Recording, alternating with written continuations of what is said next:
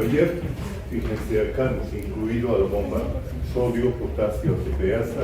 ¿Qué es lo que hace? Fundamentalmente restablece las concentraciones normales a ambos lados de la membrana, pero como es una bomba electrógena, genera un pequeño potencial adicional que se incluye dentro de la fase de hiperpolarización del potencial de acción.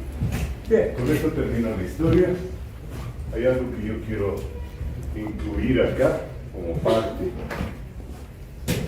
del potencial de acción y es un mapa en el cual en una neurona tipo vamos a fijar los lugares donde hay canales de sodio potasio determinados o donde hay las mayores concentraciones de los canales de sodio potasio determinados. Fíjense que no están los canales dispuestos homogéneamente en toda la superficie de la membrana. Hay algunos lugares donde se agrupan. Y el lugar más llamativo, por lo menos en las neuronas que tienen funciones correlacionadas con la motricidad, es esta pequeña zona promontorio axonal.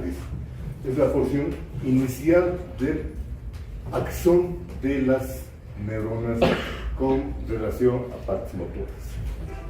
Aquí entonces vamos a encontrar una alta concentración de canales de sodio voltaje dependientes, lo que hace a esta zona la más sensible a las variaciones del potencial eléctrico de la membrana celular. Además de esta reunión, vamos a encontrar en los nodos de Ramvier altas concentraciones de canales de sodio voltaje dependientes, lo que también les confiere la misma cualidad a estas regiones de ser altamente sensibles a las variaciones del potencial de membrana. Además de esto, además de estar dispuestos en el resto del soma, pero a baja concentración, los vamos a encontrar en las sinapsis. En las sinapsis, ya sea sinapsis que se hacen en las dendritas o sinapsis que se hacen en el cuerpo neuronal. ¿Estamos? Estos son los lugares, los tres lugares preferenciales para encontrar altas concentraciones de canales sodio-voltaje dependientes. Adelante, veamos. ¿Cuáles son las características del potencial de acción? Esto es algo clásico. Está prácticamente incluido dentro de lo que es la doctrina neuronal, es decir, se han descubierto estas características mucho tiempo atrás. Despolariza y repolariza toda la membrana, no es que una partecita nomás, toda la membrana se tiene que despolarizar. Se propaga sin decremento, vale decir, si se produce en un extremo de la membrana un potencial de acción, va a llegar exactamente igual al resto, al extremo opuesto de la membrana. Es todo, se propaga sin ningún decremento. Y la siguiente propiedad está ligada a esta. Es un evento que se produce o no se produce. Y eso se ha prevenido bajo la frase de obedece la ley de todo o nada. ¿Hay o no hay? Y si hay, se propaga sin decremento y en toda la membrana. No son graduables ni sumables, obviamente. Si es que son propagados sin decremento, no podemos ni gradarlos ni sumarlos. No hay potenciales de acción más grandes que otros, todos son igualitos para esa neurona. Tienen periodos refractarios absoluto y relativo y requieren un umbral de excitación. Ese sí es un punto que requiere una ligera explicación adicional para que nos quede clara la idea.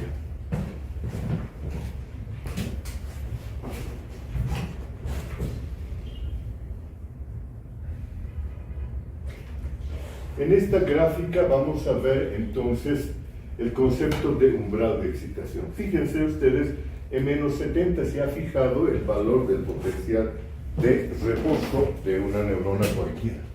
Y ese sí va a mantener constante sin variación hasta que llegue un estímulo. Habitualmente un estímulo eléctrico. Nosotros lo podríamos aplicar. Le damos una pequeña carga eléctrica a la neurona Y de repente, si es que le damos la suficiente intensidad a esa carga eléctrica, se genera un potencial de energía. Pero ¿qué pasa si la carga es muy pequeña? Es muy pequeña, como lo estamos representando en estas pequeñas curvas. Fíjense ustedes, esta curva corresponde al cambio en el potencial de reposo cuando se ha aplicado un estímulo muy pequeño. Se produce el cambio, pero después de un instante se vuelve al valor normal de menos 70 milivoltios. Entonces, aplicamos una carga un poquito mayor y se genera una curva un poco más intensa, más grande, pero que también vuelve al valor de reposo sin provocar un potencial de acción. Solamente cuando la cantidad de energía que aplicamos sobre la membrana, energía eléctrica, alcanza lo que se llama un umbral de excitación, se va a producir, como en este caso, la aparición del potencial de acción cuando la membrana llega al valor umbral. ¿Ok? Entonces necesitamos una cierta cantidad de excitación para que se produzca el potencial de acción. Y esa cierta cantidad de excitación recibe el nombre de valor umbral. Todas las neuronas, todos los tejidos excitables tienen esa cualidad. Necesitan un umbral de excitación. Y tiene sentido, porque si no, esas células estuvieran reaccionando a cualquier cosa. Tienen que reaccionar solamente a una cierta intensidad de estimulación para que se produzca el potencial de acción. Entonces, incluimos dentro de lo que es el potencial de acción y sus características, el requerir un umbral de excitación para que se produzca el potencial de acción. Y con eso, pues, se cumple esto, requiere un umbral de excitación. ¿Está claro ahí, no? No hay mayor pérdida. Hemos vuelto a la propagación del potencial de acción. El potencial de acción no tuviera ningún sentido si es que no se propagara a toda la membrana. Y esa propagación se hace de dos maneras, dependiendo si la neurona está mielinizada o no. Fíjense ustedes una neurona que no tuviera una capa de mielina, que estuviera completamente desnuda, tápense los ojos, medio pornográfica. Producimos una estimulación en el cuerpo de la neurona y esa estimulación alcanza valor umbral, genera un potencial de acción. Habíamos dicho que ese potencial se va a desplazar a lo largo de toda la membrana celular, ¿cierto? Pues bien, lo va a hacer. Y al hacerlo, cada punto de la superficie de la membrana va a tener que sufrir el proceso de despolarización primero, y a medida que avanza, el proceso de repolarización que viene por detrás. Ahora, si es que fuera una neurona con una longitud alta, estamos hablando de 1 metro, por ejemplo, el tiempo que tardaría en despolarizarse toda la membrana, toda la longitud de esa fibra, sería relativamente largo, ¿no es cierto? Punto por punto así va a tardar. ¿Por qué? Porque este fenómeno de despolarización es relativamente lento. Avanza a una velocidad de 0,2 metros por segundo. 0,2 metros por segundo. ¿Esto es alto o es bajo? Depende, ¿no es cierto? Depende con qué ojos lo veamos. Si estamos viendo ojos de velocidad de reacción, eso es muy bajo. Claro, si lo estamos viendo con ojo de cuánto vamos a correr en un campo de fútbol, pues es obviamente alto. ¿Cuánto tardamos en recorrer 100 metros? Nuestros mejores campeones. 5, no, ¿cuánto? Está interesante deporte, el fútbol, no me digan eso. Dame una libra. 1, más o menos.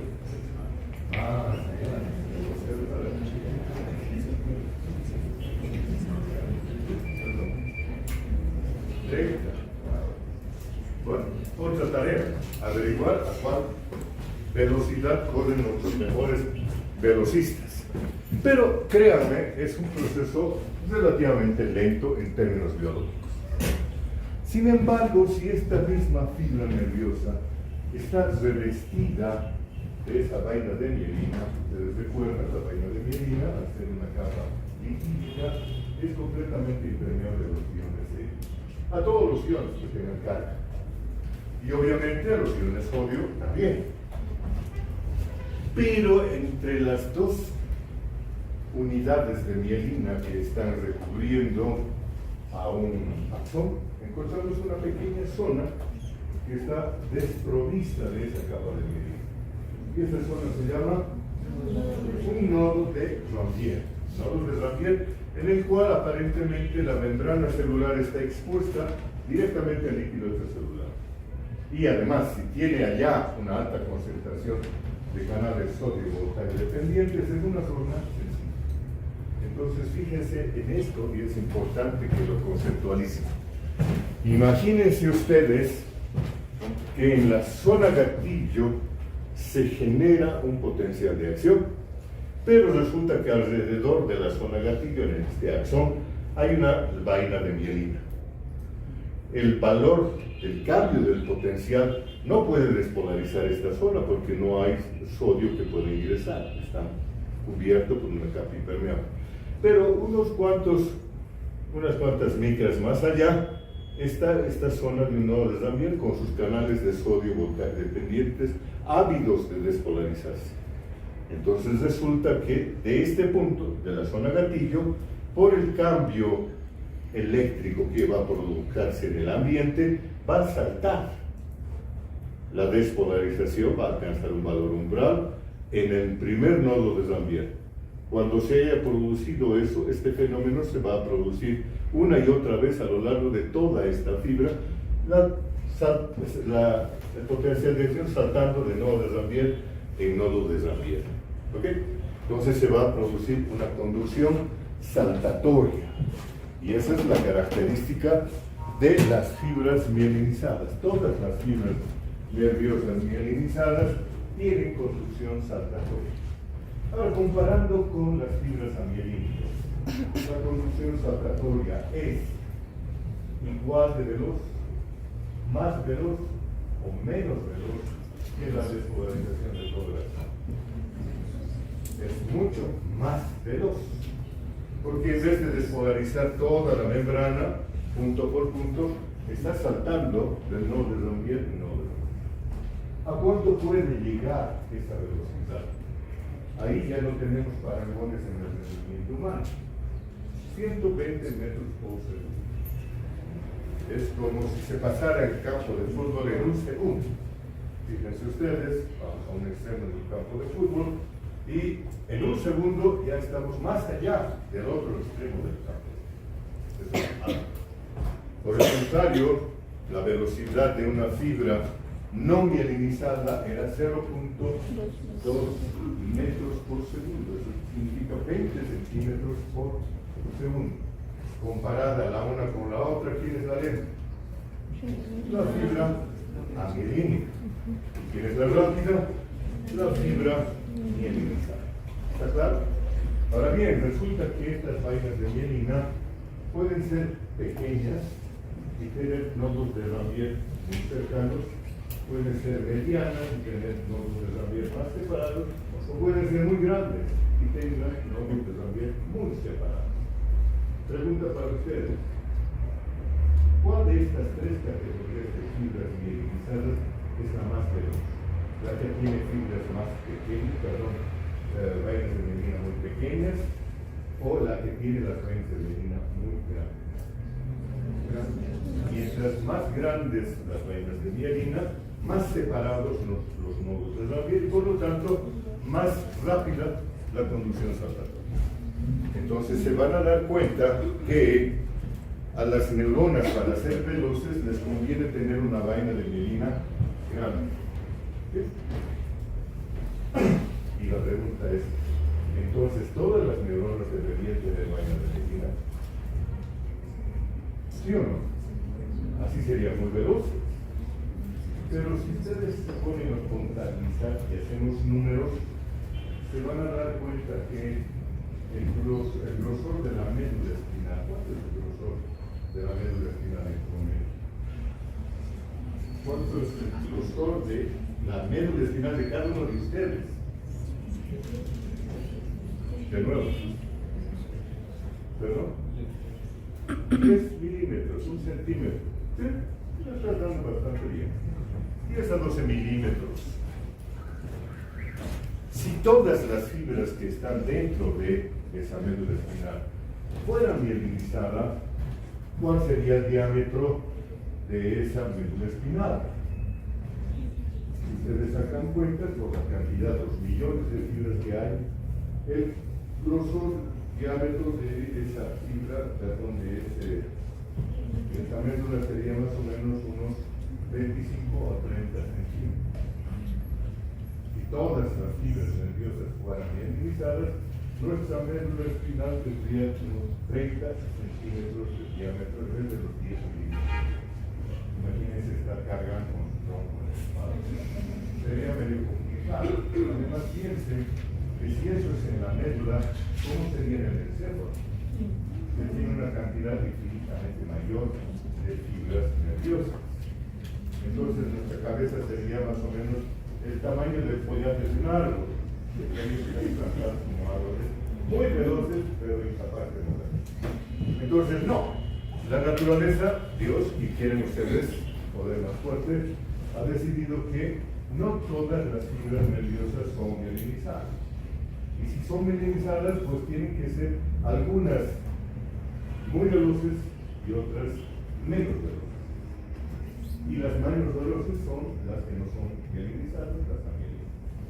Entonces tenemos un espectro de fibras nerviosas, cada una de ellas con un grosor, con un diámetro promedio, y de entre ellos pues hay un rango abanico de velocidades. Y eso lo vamos a ver en el siguiente capítulo cuando hablemos de las velocidades de conducción nerviosa. Un momento que quede como concepto general. ¿Estamos?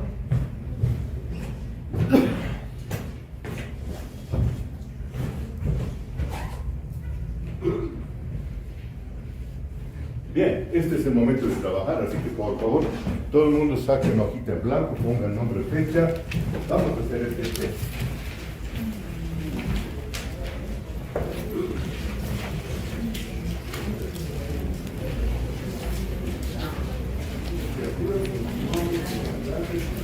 Van a ser premiadas con notas conceptuales o con notas evaluativas, ¿ya?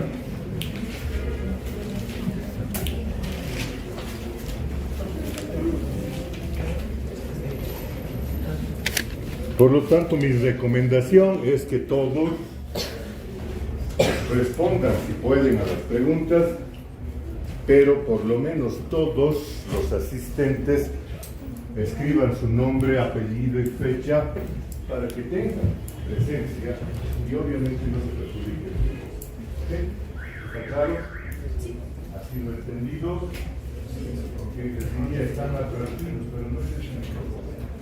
Sin embargo, quiero que se den cuenta que si lo que hace el hecho de venir acá va a tener nomás una retribución monetaria.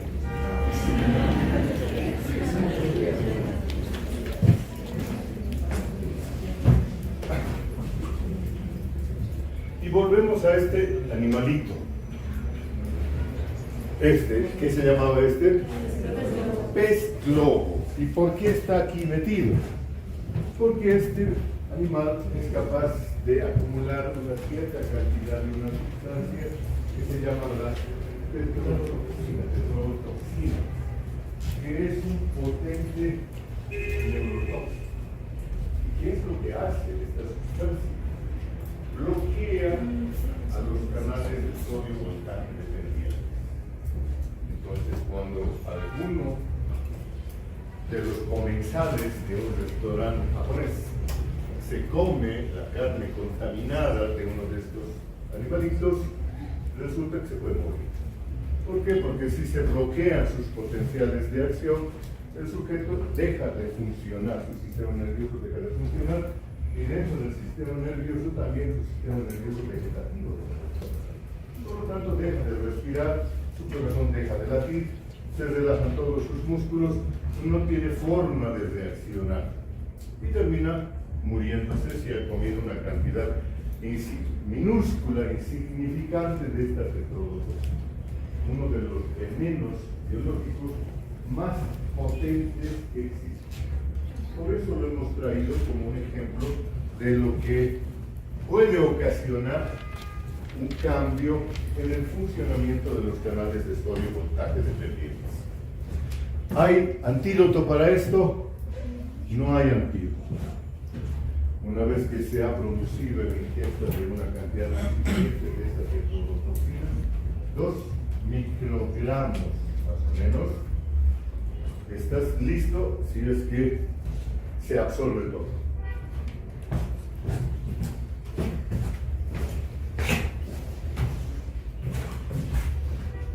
Se los voy a presentar para que los conozcan. Ellos son los responsables, culpables si ustedes quieren, de los conceptos de los que estamos hablando aquí. Ellos han establecido cómo se produce el mecanismo del potencial de reposo y, sobre todo, el potencial de acción. Eso les ha ganado un premio Nobel. ¿Cuándo? ¿Cuándo? Fíjense la fecha. No hace mucho. En realidad hace muy poco. Bueno, en términos míos, ¿no? Para ustedes de repente eso es el otro siglo. Aquí un par de referencias respecto a los conceptos que hemos vertido, que en fondo no cambian mucho. Fisiología de Guyton y Escandre. Con eso ya tienen bastante. Solamente para que vean si lo hicieron o no lo hicieron bien. ¿Cuántas fases? Tiene 3. Despolarización, despolarización, hiperpolarización. ¿Por qué tipo de canales? Canales de fuga, potencial de reposo, de potasio. ¿Qué fenómeno eléctrico en la membrana desencadena el potencial de acción? La estimulación que llega a un valor umbral. Después, ¿cómo se encuentran los canales sodio voltaje dependientes durante el reposo? Cerrados, por supuesto, no hay dónde. ¿En qué lugar de una neurona motora se inicia el potencial de acción? La zona gatillo. ¿Qué fenómeno iónico en la membrana inicia el potencial de acción? La apertura de los canales de sodio voltaje dependientes. ¿Qué estructuras en los axones permiten la propagación del potencial de acción? Lo hemos dicho hace 25 segundos. Canales de sodio y canales potasio voltaje dependientes. Los unos por la despolarización y los otros por la fase de repolarización. ¿Qué es el periodo refractario absoluto en el cual no hay una respuesta a un nuevo estímulo? ¿Dónde se agrupan los canales de sodio voltaje dependientes en las fibras mielinizadas? En los nodos de Zambier, que ha visto este doctor. ¿Cuánto tiempo dura un periodo de despolarización? Menos de 1 milisegundo. ¿Y cuánto tiempo dura todo el potencial de acción? 1,5 milisegundos, hasta 2 digamos. Fíjense ustedes, preguntas rascas. Más fáciles no pueden ser.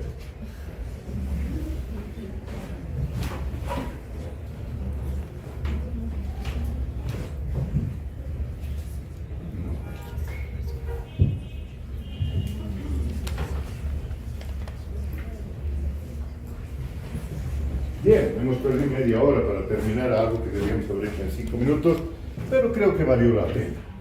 Ahora vamos a pasar a la siguiente categoría de cambios del potencial de reposo de las neuronas.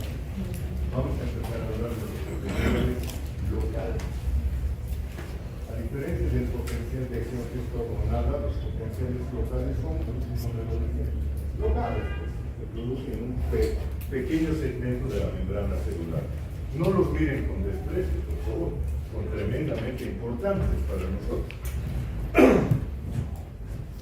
¿Qué es lo que estamos viendo en la imagen? ¿Cómo se llama esto?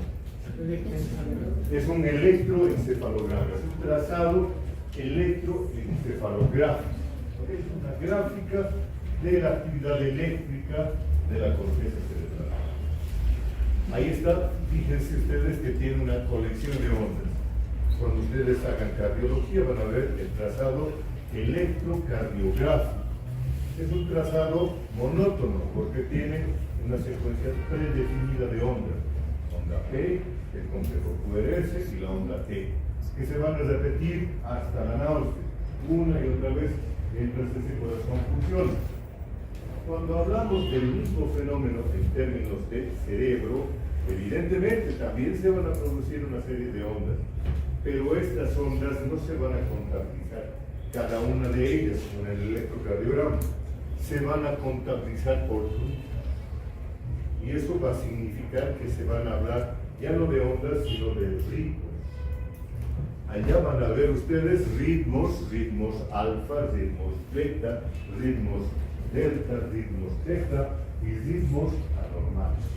Y ahí es donde entra la intensidad, la utilidad del electroencefalograma. Sirve para diferenciar el funcionamiento normal como el funcionamiento anormal de la corteza cerebral. Es interesante, ¿no? Pero bueno, no nos vamos a meter en eso todavía, vamos a empezar a hablar de lo básico. Y lo básico es una definición. ¿Qué es un potencial local? Ahí está, es un cambio transitorio del valor del potencial de recurso. Cambio transitorio del potencial de recurso. Pero eso es más o menos lo mismo que ser potencialización, también es un cambio transitorio del potencial de recurso. Pero en este caso, la parte que continúa es la que lo define, que aparece cuando se aplican estímulos subumbrales. Lo que diferencia de los potenciales de acción es que estos solo aparecen cuando se aplican estímulos umbrales o supraumbrales. Esto no, es de los subumbrales, los pequeños cambios locales que se dan en la membrana celular cuando aplicamos pequeños estímulos. Y aquí los tenemos reflejados. Fíjense ustedes, en esta gráfica tenemos un valor de potencial de reposo en nuestra línea isoeléctrica y aquí numerados el valor del potencial local 1, el valor del potencial local 2, el 3 y el 4 ya alcanzó el umbral. El 4 ya no se contabiliza porque ya es parte del fenómeno del potencial de acción. De estos 3 vamos a hablar porque son potenciales locales. ¿Dónde los vamos a encontrar? Ah, caramba, potenciales locales los encontramos por todas partes. Vamos a agruparnos para no perdernos. ¿Dónde los encontramos? Primero, en las sinapsis. Todas las uniones entre neuronas y entre neuronas y fibras musculares se llaman sinapsis. Y en todas esas sinapsis vamos a ver potenciales locales. ¿Ok? Además de eso, en todos los receptores sensoriales de nuestro cuerpo, todos los receptores sensoriales de nuestro cuerpo. Fíjense que en la piel nada más tenemos más de una veintena de receptores diferentes, todos ellos son receptores sensoriales. En el interior de nuestro cuerpo tenemos una treintena de receptores químicos, todos son receptores sensoriales. ¿De acuerdo? Entonces nosotros tenemos una gran cantidad y diversidad de receptores y todos esos receptores trabajan con potenciales locales. Y además de eso, la especialización de la sinapsis, también entre el tejido nervioso y el tejido muscular hay sinapsis. Esas sinapsis no se llaman sinapsis. ¿Qué se llaman? Se llaman placas motoras. Pero es una variedad de sinapsis nada más, y también dentro de esas placas motoras encontramos potenciales locales. Fíjense ustedes, entonces, globalmente encontramos potenciales locales por todos lados. ¿Sí? Muy ampliamente distribuidos en nuestro cuerpo. La pregunta que viene inmediatamente al espíritu: ¿qué tienen en común esos potenciales locales distribuidos en tan diferentes lugares? Fíjense que aquí estamos llamándolos potenciales del receptor, aquellos que se generan en todos los receptores sensoriales de nuestro cuerpo. cutáneos, subcutáneos, viscerales, etc. Se llaman potenciales postsinápticos los que se están generando en las sinapsis. Y se llaman potenciales de placa aquellos que se están generando en las placas musculares, o placas motoras, perdón.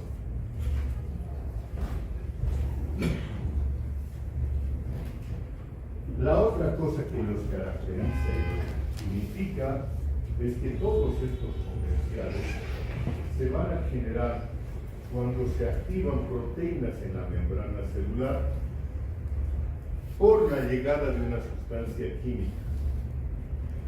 ¿Okay? Cuando llega una cierta sustancia química sobre las proteínas de una membrana celular, entonces se pueden generar potenciales locales. Bien, terminología. A la sustancia química, en general la vamos a llamar un ligando. ¿Ok? Es un ligando.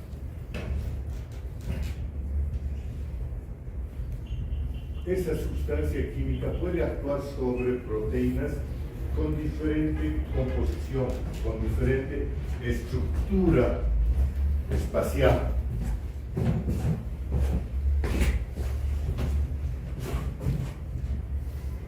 Aquí está, más o menos, dos tipos de proteínas con diferencias en su estructura. Por un lado tenemos estas que nosotros conocemos a profundidad, son los canales, ¿no es cierto? Canales iónicos. Entonces, canales iónicos a la que si llega una sustancia química, en este caso lo llamaremos neurotransmisor, en general es un ligando, se combina con este canal, hace que se abra el poro. Y por lo tanto esta proteína se vuelve permeable al paso de algún tipo de iones. ¿Ok? También hay otra estructura que no es una estructura canalicular. Es una proteína que tiene una superficie exterior capaz de capaz de combinarse con un ligando, por eso es su nombre de ligando, y reaccionar en la parte interna. No pasan iones a través de esta proteína. Lo que pasa es un cambio en la configuración estereoisométrica de la proteína que hace que se active una proteína que está en el interior de la membrana celular. ¿Cómo se llama esa proteína? Habitualmente es la proteína G. No es la única, pero es la más conocida, la proteína G. Entonces, cuando la proteína transmembranar se une a un neurotransmisor o a un ligando, ahí tiene más sentido utilizar el término ligando, se activa la proteína G. Y eso hace que esta proteína G pueda desencadenar fenómenos dentro de la célula, o pueda desencadenar fenómenos en la superficie, en la membrana celular. Empieza a complicarse la historia y vamos a ver ambos fenómenos igual para que los podamos comparar. Este es un canal que cuando se une un ligando a la superficie se abre y permite el paso de ion. Este es un canal iónico. ¿Ok? También se lo llama receptor. Entonces podrán ustedes utilizar la terminología de decir canal iónico o receptor iónico, si ustedes lo prefieren. Da lo mismo. Este otro es una proteína que no es canalicular, que cuando se une a un neurotransmisor o a un ligando, cambia su configuración, activa la proteína G, y esta proteína G puede, entre otras funciones que tiene, ir a un otro canal iónico y abrirlo. Pero lo abre desde adentro, ya no se abre desde afuera. Y se abre por un mecanismo químico. Aquí está llegando una fracción de esa proteína G que está activando a este canal iónico. Esto sin desmedro de los cambios metabólicos que la activación de la proteína G va a llevar adelante, pero que no nos interesan en este momento porque lo que estamos haciendo es hablar de potenciales locales, no de metabolismo celular. Solamente nos interesa esta parte. ¿Ok? Para diferenciarlos y tener una nomenclatura más limpia, Vamos a llamar a estos canales receptores o canales ionótropos. ¿Ok? Canales o receptores ionótropos. Y a estos otros que no tienen un canal, los vamos a llamar receptores metabótropos. ¿Ok? Entonces ya tenemos diferenciadas las dos categorías de proteínas, ya tenemos enunciada la terminología.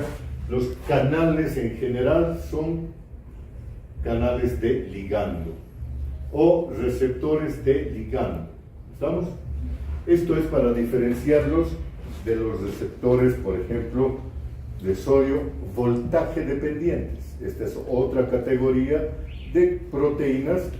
Entonces teníamos las que estaban permanentemente abiertas, canales de fuga. Tenemos las que se activan por carga eléctrica, canales voltaje dependientes. Y ahora tenemos una tercera categoría de canales que son canales de ligando, que reaccionan a una sustancia química, la cual recibe en general el nombre de neurotransmisor. ¿Ok? Con eso tenemos muy claro, muy bien organizado el espectro conceptual de lo que son los potenciales de membrana, potenciales de reposo en el primer caso, potenciales de acción en el segundo caso y potenciales locales en este tercer caso. ¿Está claro? ¿Sí? Pongan cara de contento.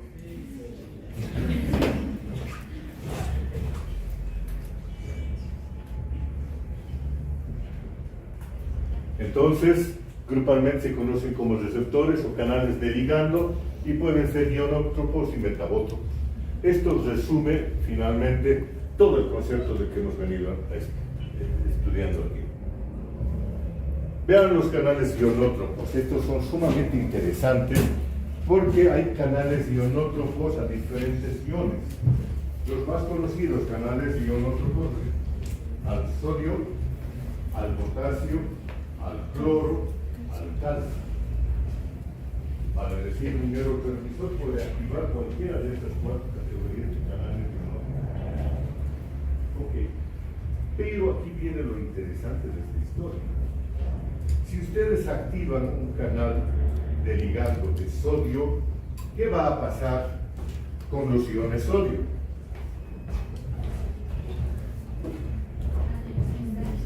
Van a ingresar a la célula. ¿Por qué? Por el gradiente de concentración. Ya sabíamos, hay mucho sodio afuera, por poco sodio adentro. Y cuando ingresen y lleven sus cargas positivas, ¿qué va a pasar con el valor del potencial de reposo de esa célula? ¿Se mantiene, aumenta o disminuye? A ver, ¿se mantiene? ¿Sí o no? No, pero no va a mantener. ¿Aumenta? ¿Se hace mayor? ¿Se hace más negativo? ¿O disminuye? ¿Se hace menor? ¿Se hace menos negativo? Si era menos 70 y han entrado han entrado cargas positivas, va a hacerse más chiquitito. En vez de menos 70 será menos 60 o menos 50, de acuerdo a la cantidad de canales de ligando que se hayan abierto y la cantidad de sodio que hayan ingresado. Entonces, esos canales, cuando se abren, van a generar potenciales postsinápticos, porque estamos hablando de las sinapsis donde ocurren esto, que pueden ser estimuladores o inhibitorios de un potencial de acción.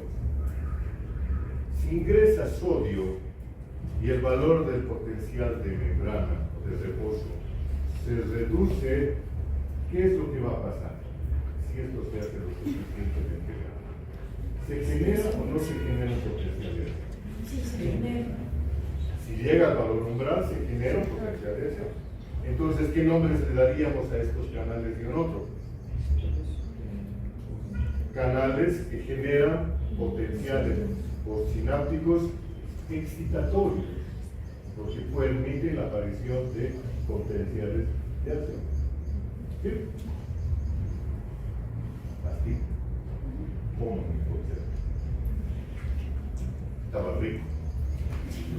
Ahora veamos una situación diferente en la cual abrimos directamente un canal cloro, un canal de ligando para el cloro. El cloro, que está ambulante en la membrana celular, tiene gradiente de concentración, ¿sí o no? Sí, pues obvio, ¿no? ¿Dónde es más concentrado el cloro? ¿Fuera o dentro? Fuera. Entonces, ¿qué va a hacer el cloro cuando se abre un canal de ligando para el cloro?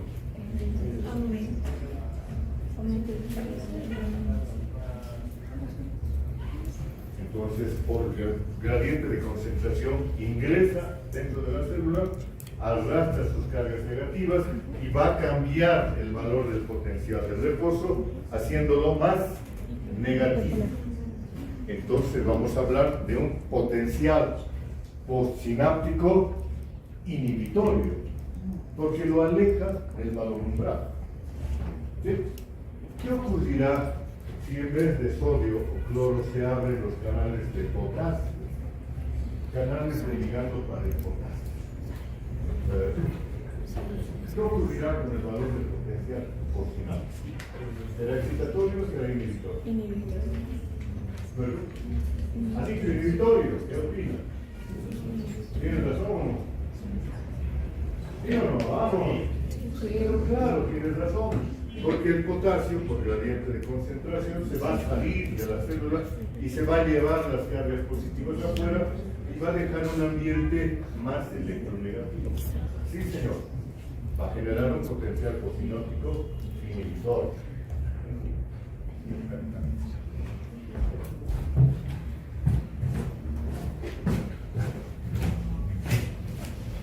Entonces, fíjense una cosa novedosa. Potenciales de acción eran siempre los mismos, despolarización, despolarización.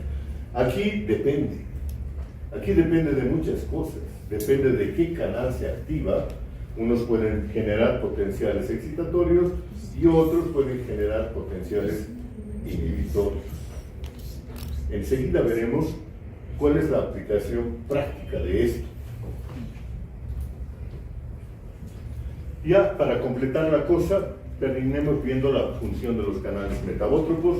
Fíjense, aquí hemos puesto el proceso en 4 partes. Un neurotransmisor se está conectando a esta proteína de ligando. Esto va a actuar y va a activar a la proteína G, la cual va a liberar sus 2 porciones. Una de estas porciones se va a ir a combinar con un canal iónico que está pegado en la membrana celular y está cerrado. Pero cuando llegue la proteína G, las porciones beta y gamma, se va a abrir y va a permitir el paso de iones. Finalmente, va a ser lo mismo, aunque a un tiempo completamente diferente. Este es un fenómeno muy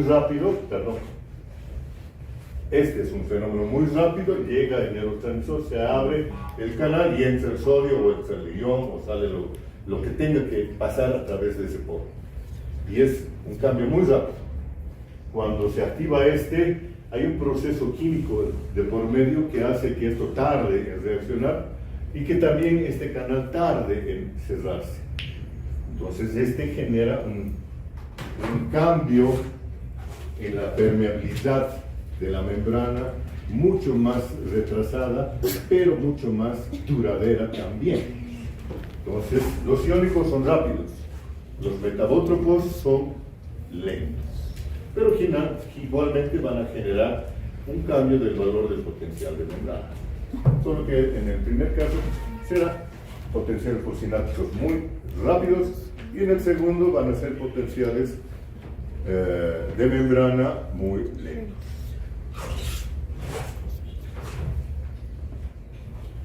Solamente para comparar, para terminar la cosa, vamos a poner al lado de las características del potencial de acción las características de los potenciales locales. Y fíjense que se contradicen punto por punto. Despolariza y repolariza toda la membrana. Aquí despolariza o hiperpolariza segmentos de la membrana, nada más. El de acción se propaga sin decremento. Estos se propagan con decremento. Se producen en un lugar, si nos alejamos de ese lugar, hay un momento que nos damos cuenta que se ha producido. Obedecen la ley del todo nada. Repetimos, no obedecen la ley del todo nada porque se propagan con decremento. No son graduables ni sumables, aquí no, por favor, todo lo contrario. Estos sí son graduables, sí son sumables. Y en eso consiste sus propiedades. Tienen periodos refractarios absoluto y relativo, entonces estos no tienen ningún periodo refractario, están siempre permanentemente activados. Y después requieren un umbral de excitación, aquí no. Todos son subumbrales. Si alcanzan el umbral, ya no son potenciales locales, son parte del potencial de acción. ¿Ok? Bien, entonces veamos, juguemos un poquito con esas cualidades. Imaginen ustedes una neurona que tiene una sola sinapsis. Estamos representando ahí nuestra neurona con una sola unión sináptica, entonces haciendo una cadena de dos células y una sola sinapsis. Eso no existe prácticamente, pero conceptualmente es importante que lo comprendamos. Si mandamos un estímulo subumbral, como por ejemplo en el momento cero de la gráfica, se va a generar un potencial postsináptico. Si este es un canal iónico para sodio, va a ser un potencial postsináptico excitatorio. Pero muy pequeñito. ¿Se produce un potencial de acción? No, si es muy pequeño, no alcanza el valor umbral, se disipa y aquí no pasa nada. Pero si mandamos en vez de uno, dos potenciales de acción, separados, digamos, por 10 milisegundos, ¿qué va a pasar con esos potenciales postsinápticos excitatorios? Fíjense un momentito esto. Si la secuencia de estimulación es muy baja, no pasa nada. Cada uno se produce y se disipa, se produce y se disipa, y así indefinidamente. Pero si la secuencia de estimulación es más alta y la segunda estimulación llega antes de que se disipe la primera, se va sumando el potencial local que la primera había provocado. Y si llega inmediatamente una nueva estimulación, se sigue sumando el potencial local y va a haber un momento en el cual, si esta secuencia se mantiene así, se alcanza el valor umbral de disparo de esta célula. ¿Ok? Esto es sumamente interesante porque dependerá no solamente de la magnitud, sino de la frecuencia con la que lleguen los estímulos de la neurona 1 a la neurona 2, el cómo se comporte la neurona 2. Si la secuencia es muy baja y el estímulo es pequeño, no pasa nada. Esta otra neurona no reacciona. Esta puede pasarse la vida mandándole esos estímulos y ya puedes abrir, ya puedes activar. Nada, la otra dice, no molestes. No hay reacción. Pero si a esta se le ocurre mandar estímulos más a menudo, más frecuentemente, va a llegar un momento en el que esta otra no va a tener más que activarse. Si la frecuencia de estimulación es lo suficientemente alta, se va a activar la segunda neurona. Entonces aquí estamos viendo el principio de suma. Los potenciales locales, potenciales postsinápticos excitatorios, en este caso, se están sumando hasta alcanzar el valor umbral. Entonces, esta se define como una propiedad de los potenciales locales, están sujetos a una sumación temporal.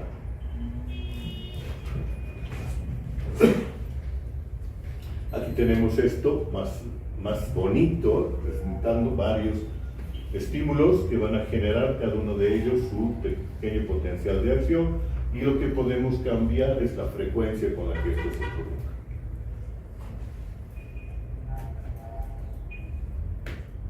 Un siguiente arreglo.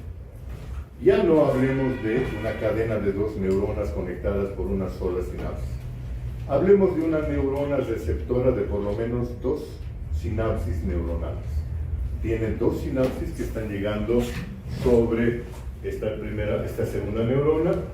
En este caso no son dos, son tres sinapsis, para hacerlo más entretenido.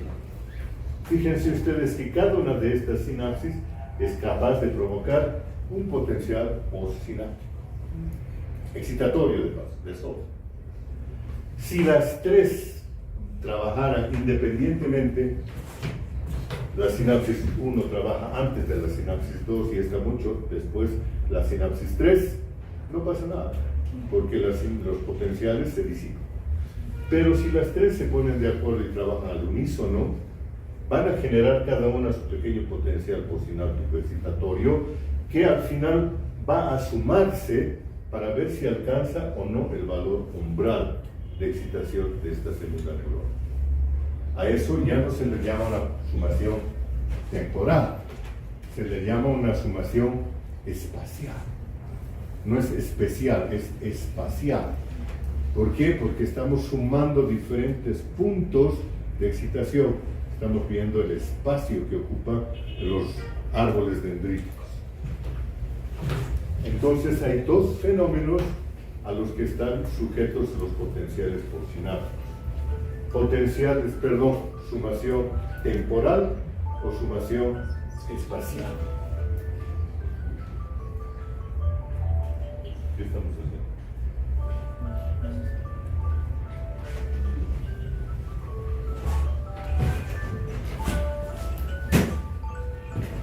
Tenemos 2 minutos.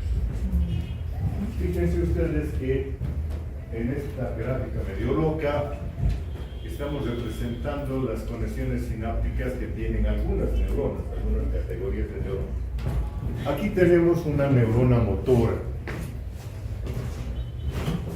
Aquí está el cuerpo de una neurona motora y aquí está el nacimiento de su axón.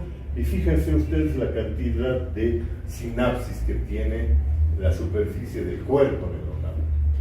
En promedio, si calculáramos cuántas sinapsis tiene una neurona motora de nuestra médula, diríamos que tiene más o menos 1000 sinapsis.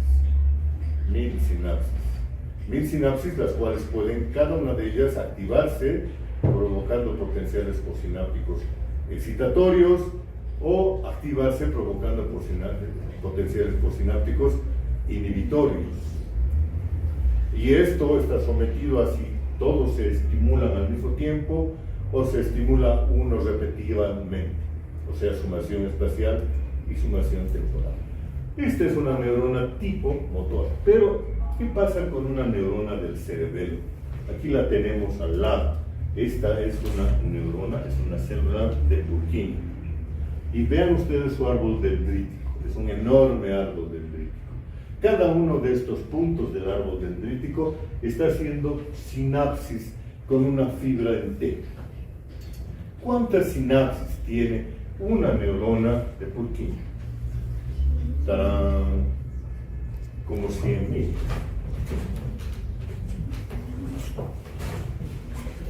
100.000 sinapsis cada célula de Purkinje, de la superficie del cerebro. ¿Cuántas sinapsis hay en total? Yo no me animo a calcular.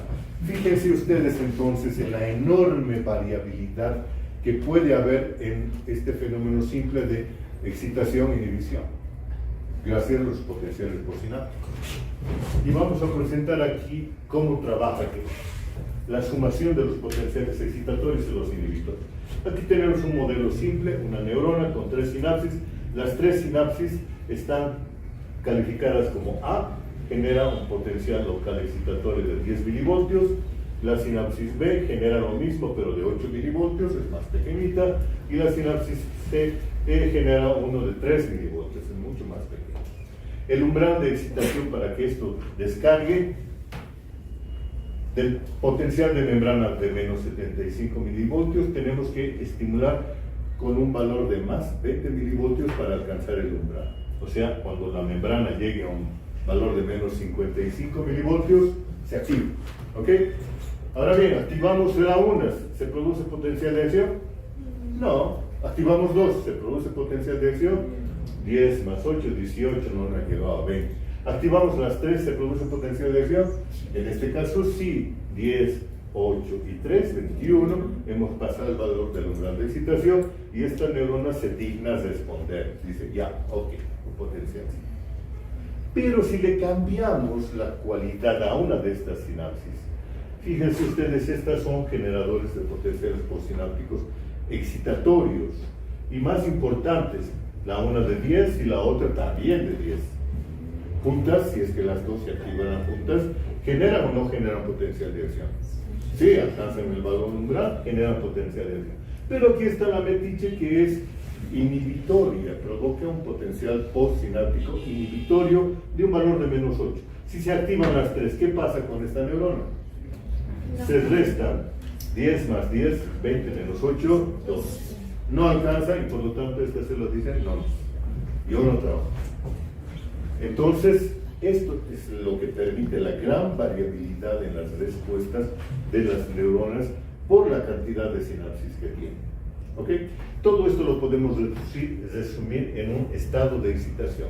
Y esto es una formulita muy simpática. El estado de excitación, representado por estas dos letras, es igual a la sumatoria de los potenciales postsinápticos que está recibiendo cada una de estas células y restándole el valor del umbral de estas. Si es positivo, si es más de 0, descarga. Si es 0, no descarga. Si es negativo, tampoco descarga. ¿Está? Hemos terminado. Muchas gracias.